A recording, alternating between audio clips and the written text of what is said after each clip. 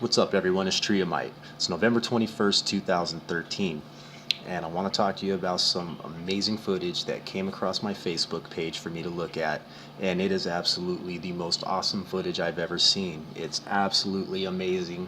There's no other way for me to say it.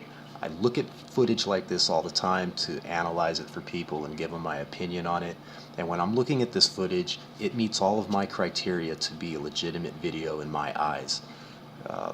I firmly believe when we capture UFOs on video, the reason why they're so distorted and fuzzy and never clear image is because of the technology that's being used within the craft. It's either the gravitational engines are having an effect on our imagery, or they have specific technology that distorts the imagery so we can't get good imagery on it. When we see these crystal clear videos from third phase of the moon, all that CGI bullshit, it's all fake as hell to me, guys. Every video that I've ever recorded of a legitimate UFO sighting with my own eyes and then picked up the video camera always comes out a little bit distorted or fuzzy. Regardless of what I'm using, it's never perfect. So when I'm looking at this video, that part is meeting the criteria. Overall, the video meets the criteria. The quality of the video, the way that foreground objects are in focus and background objects are out of focus, and vice versa. It just meets all the criteria, guys. So I want to play it for you, and it's just a subject that's very near to me. I've witnessed this personally as it came over Arizona into New Mexico and Texas, and it entered in pieces. I did not witness a solid object enter and then break up. I witnessed pieces entering and then more pieces coming off of the pieces. And that's what I saw right here from my own backyard. So this subject to me is very near to my heart because it was the second space shuttle disaster that I witnessed live with my own eyes. I also witnessed the Challenger. So let me play this footage for you guys, and then I'm going to come back and analyze a little bit of it for you. But before the video starts the roll of the actual footage, there's a couple paragraphs in here that was tagged along with the footage that I want you guys to read. So I hope you enjoy it.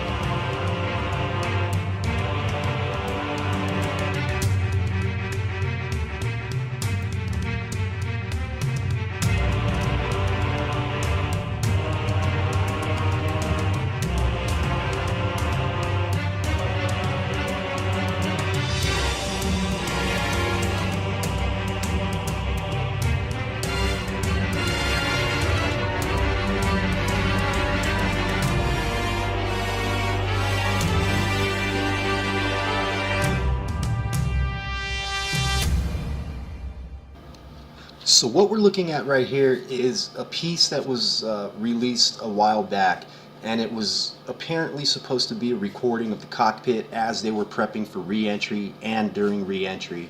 And we hear a conversation going on. It really just kind of looked like a staged set type of thing. And I'm going to go ahead and roll a little bit of this because I'm going to show you one of the things in this video that was released that really caught my attention and made me just think that it was a piece of propaganda released to give a false opinion and to form the cover-up for us. So let's roll this real quick. And I'm going to go back off. Yeah. Yeah. That's good enough for me to see what check one of the thing. Now notice the guy with the camera. I want you to pay attention to the camera and the camera movements, and remember that they're prepping re-entry, and they're basically already on their trajectory to make the re-entry. So everybody's strapped in, everybody's buckled down, they're strapped in, all right? They're ready to pull those G's, and they're all prepared. So just keep that in mind. Can you pull a little bit more now, Laura? Yeah. Okay. Now look at his camera. In order for him to have made that shot, he would have had to have stood up out of his chair, or because they're in space still and they have 0 G's, he floated up, right? He just kind of nudged himself up and he floated up. There's no way he would have got that shot sitting in his chair, just sitting down. Even if he raised his arms up, I really don't think that he could have done that. But that's a lot of math going into that aspect right there. So I want you guys to keep that in mind, that this was staged. Okay, that's working. This was a staged event, guys. You see over my shoulder, Laura? I was feeling it doesn't show up nearly as much as the back. It's going pretty good now. Now remember, guys, they're having a crisis, okay? They're in space. This shuttle is their only means of survival and their only way to get home, okay? So as I stated before, they're already on their trajectory to make re-entry into Earth's atmosphere. Everybody in that shuttle, according to protocol, is strapped in their seats and they're not getting out. Why is this guy just floating around the cabin like he's filming on a movie set? Like they're making sure that they give us specific shots, guys. And that's why I gotta call bullshit on this specific video, and I've always called bullshit on it. I've never believed it. But that's up for you guys to decide on that one. Shit's about to get very real, guys. Copy that. 797 here, you want to hear? Lock clear. 7, go ahead. I'll go to you at 10 o'clock high. This is Houston. Say again, 7. I'll go to you at 10 o'clock high. So right here they're calling out a bogey at 10 o'clock high to mission control. So let's just pay attention. We have an unidentified flying object. All it's high, but appears to be public. It just seems to be tagging along with us.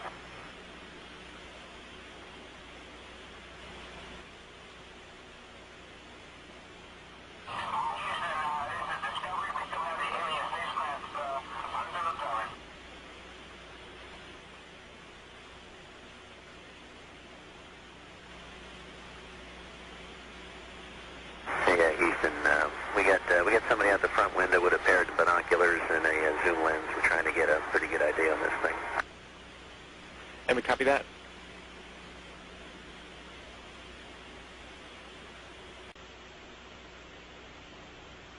Okay, I don't know if you guys are still tracking it with the camera. Now right here, they were trying to focus their camera in on the space station, so when they swung it over to the object, it would be in focus with no fumbling around, and the transmission cut. Now we have mission control coming on, talking about they're losing this, they're losing all these different telemetries, and it wasn't all at once. They didn't lose all telemetry all at once. It didn't just explode in one big bang. There was multiple explosions throughout the ship because things were failing seconds apart from each other. And when we get when we're getting telemetry, we can tell down to the nanosecond what happened, right up until the point where the image where the telemetry stops. So let's listen to everything that's being said here, and I want you to really pay attention to this video, guys, because this is the type of video that I'm talking about that meets all my criteria to tell me that this is a 100% legitimate video. Flight Max. Go. We just lost tire pressure on left outboard and left inboard, both tires. FYI, I've just lost 4 separate temperature transducers on the left side of the vehicle, hydraulic return temperatures. 4 high return temps? To the left outboard and left inboard elevons. Okay, is there anything common to them, DSC or MDM or anything? I mean, you're telling me you lost them all at exactly the same time? No, not exactly. They were within probably 4 or 5 seconds of each other. Okay, where are those? Where is that instrumentation located? They're all 4 of them are located in the aft part of the left wing, right in front of the elevon actuators. And there is no commonality. No commonality. And there's no commonality between all these tire pressure instrumentations and the hydraulic return instrumentations? No, sir, there's not. We've also lost the nose gear down talkback and the right main gear down talkback. Nose gear and right main gear down talkbacks? Yes, sir. And flight ecom? Ecom. I've got 4 temperature sensors on the bottom line data that are off scale low. Columbia. So here's where I start to have a problem with some of this video, guys, because I'm going to show you a picture right here. This is STS-107 on takeoff for that mission. Now we're looking at the left side of the shuttle, and if you pay attention, you look where it says United States and we see the flag. We see the United States flag, and then we see United States. Now after United States, we do not see anything. It's just blank white. There's no logo there, no nothing. In the video, we have a NASA logo there. Now you're going to ask me, how do you know you're looking at the right part of the craft? Well, I'm going to show you right now. In this picture, we have the flag and then United States. On the takeoff picture, we have the flag, we have United States. How do I know that that matches the left side of the craft? Because on the right side of the craft, as seen in this picture on a previous landing, we have United States, then we have the flag. It's reversed, guys. So I know for a fact that we're looking at the left side of a shuttlecraft. And I know for a fact that the flag on the left side of the shuttlecraft indicates to me that what we're seeing on the left side of our screen is going towards the front of the craft, and the right side of the screen would be the back of the craft. Either way that we look at it, I can find no NASA logo on STS-107 in any of the official photos. Is that a deal breaker? Not really, but it is something to think about, guys. It's something to really, really think about when we're looking at this footage. As real and as convincing as it looks, we have to keep this into consideration.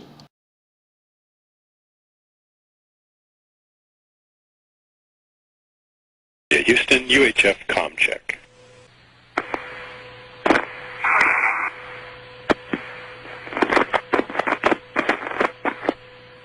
Columbia, Houston, UHF comm check.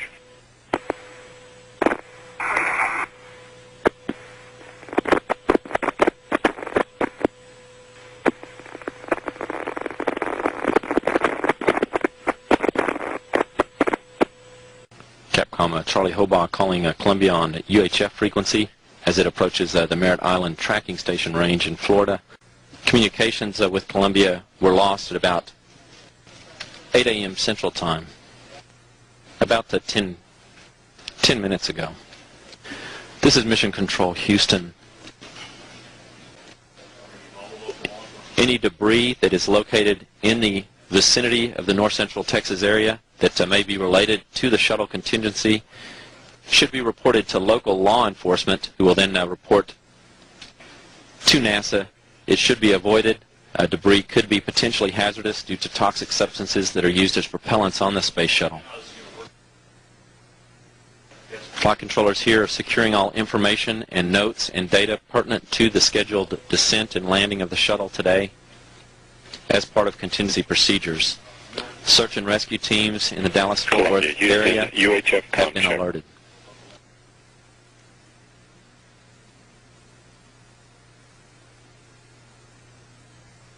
Again, any debris that is located in the north central Texas vicinity that may be related to the space shuttle contingency should be reported to local law enforcement authorities and should be avoided as it may be hazardous due to toxic substances that are used as propellants